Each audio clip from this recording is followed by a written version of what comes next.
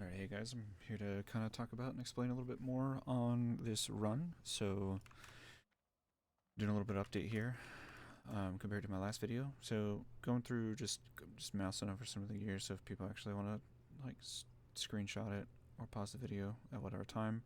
Essentially, what I'm going to explain is that the two important things that you need to do to make this run very consistent is 6 piece of T2. This is the Maelstrom on block. This allows you to pump Maelstroms into self-healing during the run, as well as pump a ton of damage on Lightning Bolt and Chain Lightnings into the A-bombs during the kill phase. The other thing that's important here is specifically getting avoidance. You need 98.4. As you can see, I'm about 0.4 under. This is because I'm factoring in my Boon of Earth from Terrestris. This gives me another 3%, putting me at 101, so I'm more than fine in this setup. And essentially, that's the only two requirements: 6 piece of T2 and reaching 98.4% avoidance in one way or another. Doesn't really matter how. Other thing I should mention is that mental dex is, I recommend going mental dex for when you're learning this. It adds a lot of survivability because it gives you a lot more spell power than if you were running burn. And survivability, I would say, at least at first when you're learning the run, is far more important. And then once you get out, you can kind of wean yourself off and kind of switch back to burn and go more of an Ellie version if you want. But for the case of this video, I'll showcase kind of like how I first did it. Originally, I was running 3 piece ZG to get the 10% block. It made it super easy to get to the 98%. I'm no longer running that. Instead, I'm running 2 piece 2.5. I can squeeze this in and still maintain the avoidance, so no big deal there. Also running ZG Trinket. This is not mandatory, but it's really good during the kill phase because the lightning shield damage helps kill a lot of the non-elites very quickly, mainly the casters. All the casters in this run are non-elites, so it kills them quick. They are probably the most lethal thing in this dungeon. With capped avoidance and the spell power injection from mental dex and defender's resolve, you will not be pretty much touchable by physical damage in any way. So that's the most important thing. Talent wise, you can kind of look here. I have 5% dodge. This also helps. A lot of people miss this when trying to calculate their 98%. Make sure you pick that up. Make sure you get the 5% from parry. Parry in general, because I actually have way more parry. As you can see here, we're at 14%. This matches your miss chance. So whatever your parry is what your miss will be for enemies against you. Unless you have stuff that gives parry, then you can ignore that. But baseline, that's the case. So yeah, so talent's pretty straightforward. Again, nothing too crazy. Something also, some tips for the run is you do not want to start with Lightning Shield.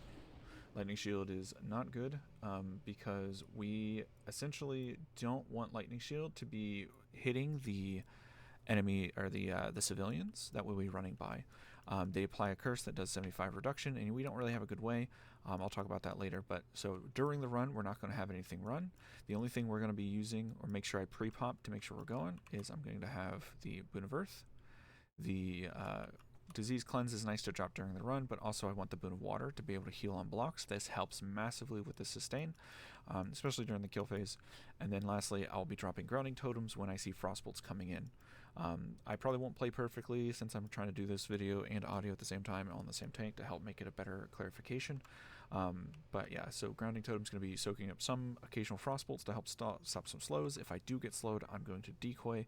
The only slow that you can't stop in this run is if the casters, these guardians, if they Cone Cold you actually can't cleanse it off with decoy. It's really annoying, but it can cause some unnecessary damage. So this first pull, I'm going to be pulling all the way past Unforgiven. Basically, after pulling Forgiven, I'm going to tuck away. I'll kind of explain loosely on the run, but to pre-prep, I'm going to be running across here. I'm going to grab these packs that you can see on the other side. We're going to pop wolves. We're going to go down. We're going to pull by the south gate. We're going to grab that pack. Then we're going to cut back over. Halfway through, I'm going to be dropping Earthbind, grabbing most mobs, cutting the corner, and hopefully getting another speed boost, and then that from wolves, and then that will catch me past Unforgiven, and then a corner that we're going to tuck ourselves in. When we're killing, I'm going to be pumping every Maelstrom at first into making sure that we're alive. If I feel comfortable, I'll be pumping Maelstroms into A-bombs, but the first part of the phase is all the casters are going to be in this critical mass ball. They're going to cut the corner into your AoE. I'm going to have ZG Trinket up, and they would be falling, they'll just be absolutely obliterated by Lightning Shield. they will die in like 2 to 3 ticks. So once they're dead, there's no more damage that's coming in because all the casters done, and then I'm just dumping every GCD into the Maelstrom dumps into essentially killing the A-bombs because they do a knockup, and if they actually knock up at the same time, there's 2 of them during this pull. Because I'm sitting here talking, the pathing where they're at might be different. I don't know if I'll get both of them in this pull or not. Hopefully I do. But it makes it so it's much easier. But if they both do their knockups close together, it can pop you high enough into the air where the mobs might evade bug. So it doesn't happen all the time, but occasionally happens, and it's really annoying, to be honest with you. So A-bombs are target priority 1. Once they're dead, I'm going to be killing Unforgiven next. The bosses are tanky, so you just pump single target into them. Your passive AoE between Lightning Shield and everything else in Boon of Fire is just going to obliterate them. High Uptime and Magma, and I'll explain that during the kill time, but so let's get this started. So just propping these boons, making sure we have boons. We're going to start the pull, and I'm pretty much just going to be running and pulling as much as I can. I'm going to try and purposely avoid these Guardians as much as I can because I don't want them to Cone of Cold me. If you interrupt them, they have a chance that they'll cone you, and that will massively slow down the run. So we're going to do that. We're going to pop Wolves. We're going to get our movement speed. I'm going to go ahead and Earthbind right there. We're going to Decoy. Decoy is strictly going to be used for any time we get hit with... We're going to Earthbind here. Oh, I got caught in the box. That's less good. Decoy again. And we got Cone of Cold. This is not great. This is very unideal. We got the speed increase, but we have Cone of Colds. Super annoying. And we're just getting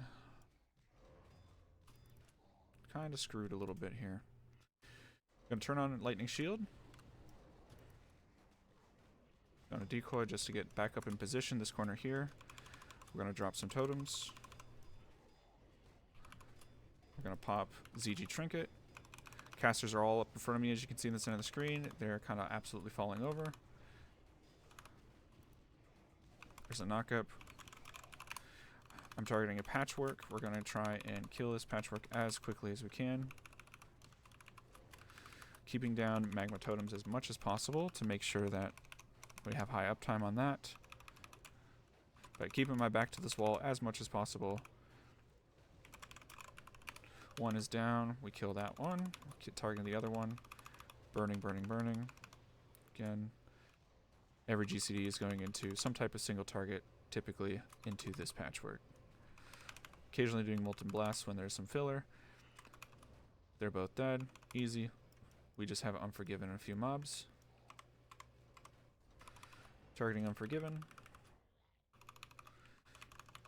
And since Unforgiven is basically the last mob left, I'm just going to start looting while just also mashing my damage keys so that I'm just kind of killing them at the same time.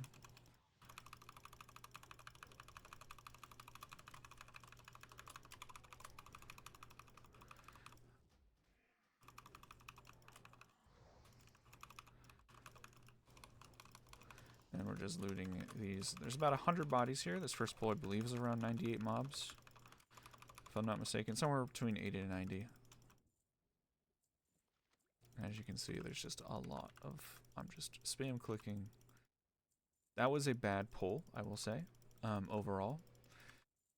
We got Cone of Cold. That is probably the worst part that can happen. That gives you some massive shield durability, and I'll explain that in the second part of this set.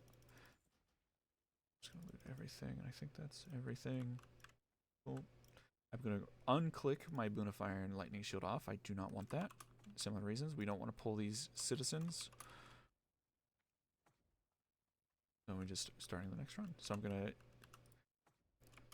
Astral Recall the totems there. That triggers the actual gate, so the rat spawn. I take this a wide turn to not pull this pack immediately. And that'll be, the reason being that is just so it just gives us a little bit more uptime without needing to worry. If I see a Frostbolt being cast, I cop Grounding. Helps soak the grounding to not be slowed as quickly. As soon as we pull this one, we're going to Wolves. And Wolves do cleanse slows. So we're going to go a little bit. Hopefully, I'm going to try and cut this corner a little bit to not any Frostbolts might be LOS'd. That's a Frostbolt there. I'm going to drop a grounding. Hopefully that soaks. Going to be dropping... I was out of range, so we're going to decoy here.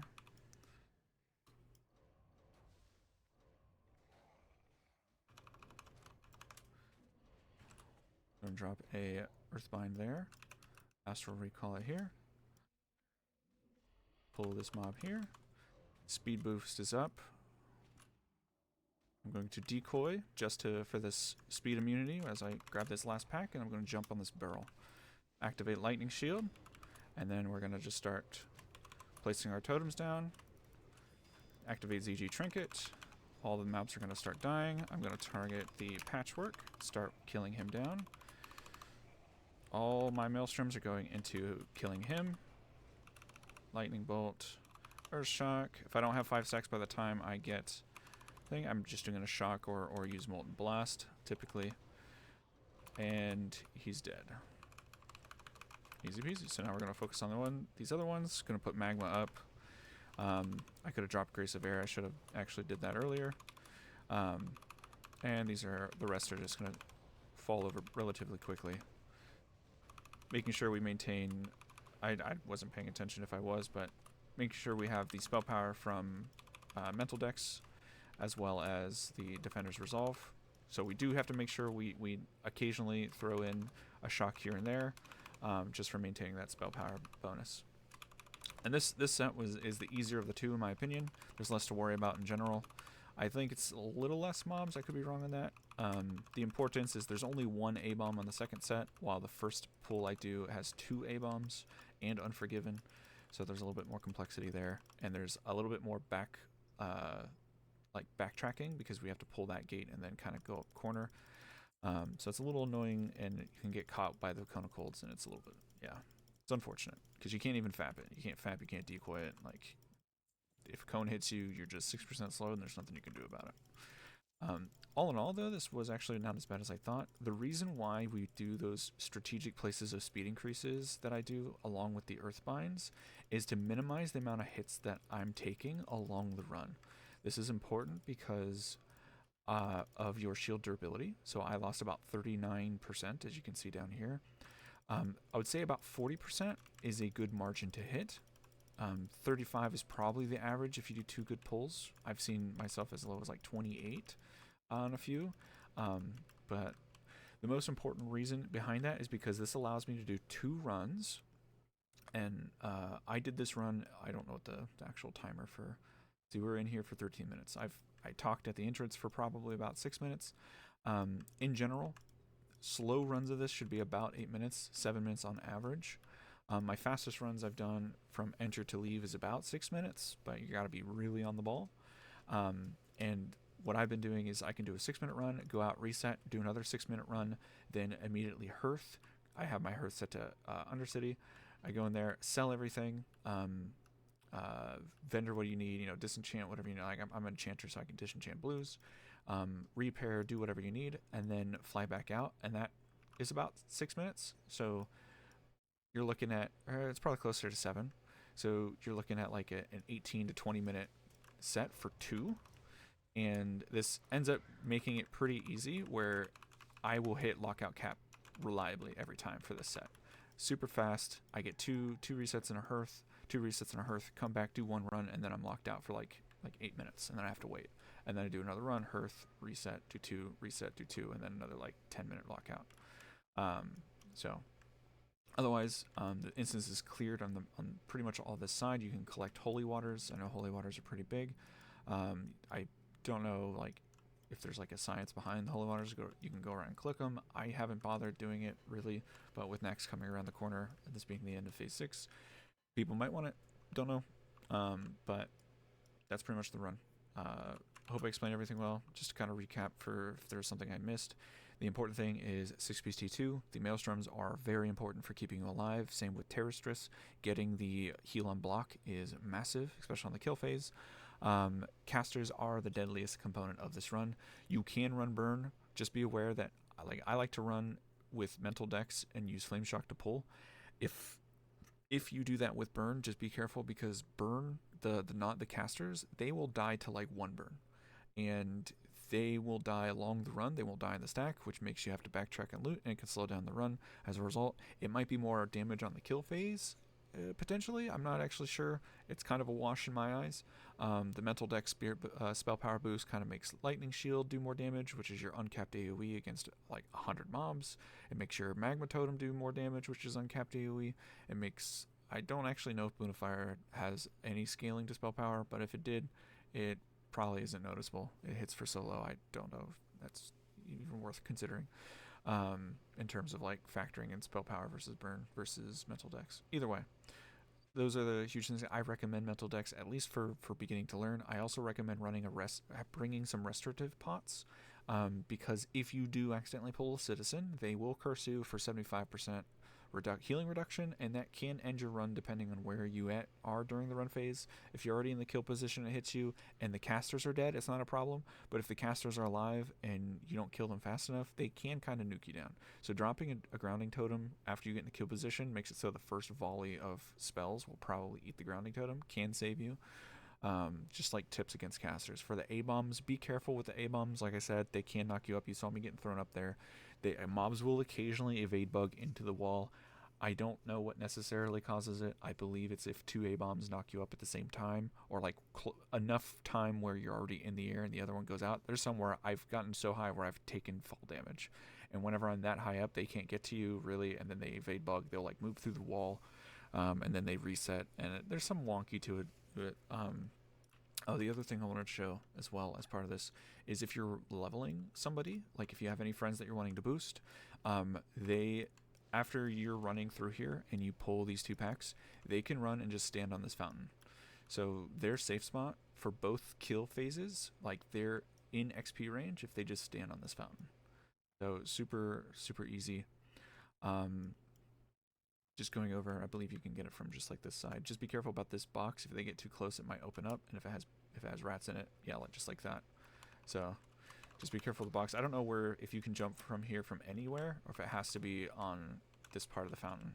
I just know this part works easily. This is like the easiest way to get up here.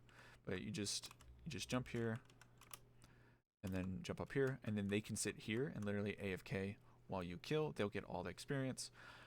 For any kind of like boosting that you want to do. The only thing to worry about is there's the eyes of an Axoramus. They're like the little like shades that like come out of Invis. They summon gargoyles. There's one that pats through here. Sometimes they're like this part of the map when you're doing the run, and you can't see them because they're invisible until you get too close or they social pull. But they'll just do their pats, and if they pat here and they notice the person, they will sit here and just summon a billion gargoyles, but the gargoyles can't do anything, so they're not in harm's way. It's just after you do your second kill and you're coming back through, you might have just a pack of like 50 gargoyles that you might have to help them kill or worry about. Not a big deal. They give rep, they don't give XP. And I say they give rep, they only give rep up until I believe Honored. I don't know this, I forget what the specifics is, but yeah. And I just figured I'd mention that because I've leveled a ton of people here. And it's a good service for both rep and XP, and with next around the corner, it might be more popular in this phase than it was in the previous phases. But it's amazing XP, and it requires pretty much no effort from the people you're running. They just have to make sure that they run and jump to the fountain after you pull pretty much everyone in that room. So easy peasy. Yeah. And yeah, that's pretty much it. Again, feel free to run whatever you want. I feel like I did a good job at explaining everything. Yeah, kudos. Thanks again.